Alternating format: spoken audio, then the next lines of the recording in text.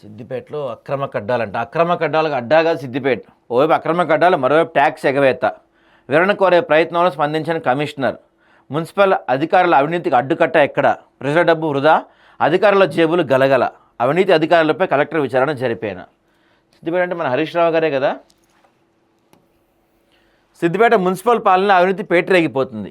ఒకవైపు అక్రమ కడ్డాలకు అనుమతి లేకపోయినా అక్రమ కడ్డాలకు అడ్డు అదుపు లేకుండా పోతుంది. మరోవైపు ప్రాపర్టీ ట్యాక్స్ వసూలు నిర్లక్ష్యం ప్రదర్శించడం అధికారుల అవినీతి బహిర్గతం చేస్తుంది. గత కొన్ని సంవత్సరాలుగా కోట్ల రూపాయల విలువైన భవనాలు, కమర్షియల్ కాంప్లెక్స్లు, సంఘ భవనాల ప్రాపర్టీ ట్యాక్స్ చెల్లించకపోయినా మున్సిపల్ అధికారులు మౌనం వహించడం ప్రజల ఆగ్రహం రగిలిస్తుంది.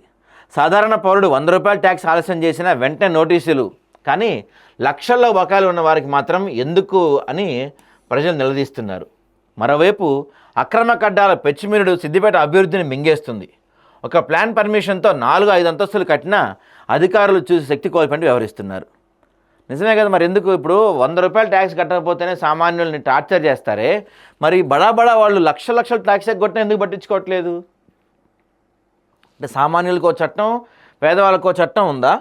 రిచ్ వాళ్ళకో చట్టం ఏమైనా అట్లా ఏమైనా రాశారా? కూల్చేత చర్యల బదులు లంచం తీసుకొని కేసులు మూసివేయటమే మున్సిపల్ సిబ్బందికి అలవాటన్న విమర్శలు వస్తున్నాయి. మున్సిపల్ ఖజానా ఖాళీ అవుతుంటే ఎవరికి ప్రయోజనం? ప్రజల చెమటలతో వచ్చిన పనులు ఎక్కడికి పోతున్నాయి? అక్రమ భవనాలకు అనుమతి ఇచ్చేది ఎవరు? సిద్దిపేట మున్సిపల్ పాలన అభివృద్ధి కాదా, లేక అవినీతి వ్యాపారం అని ప్రజలు మండిపడుతున్నారు. ఇంకా కాలయాపన చేస్తే ప్రజలకు ఉపయోగించుకునే పరిస్థితి ఉండదని, ఇప్పటికైనా అధికారులపై కఠిన చర్యలు తీసుకోవాలని స్పష్టం చేస్తున్న ప్రజలు. మున్సిపల్ అధికారులు ఇప్పటికైనా మారి ప్రతిదాన్ని శోధించి విచారణ జరిపిస్తారా, లేక తూతు మంత్రంగా అధికారులు తప్పిదాన్ని కప్పిపుచ్చుతారా?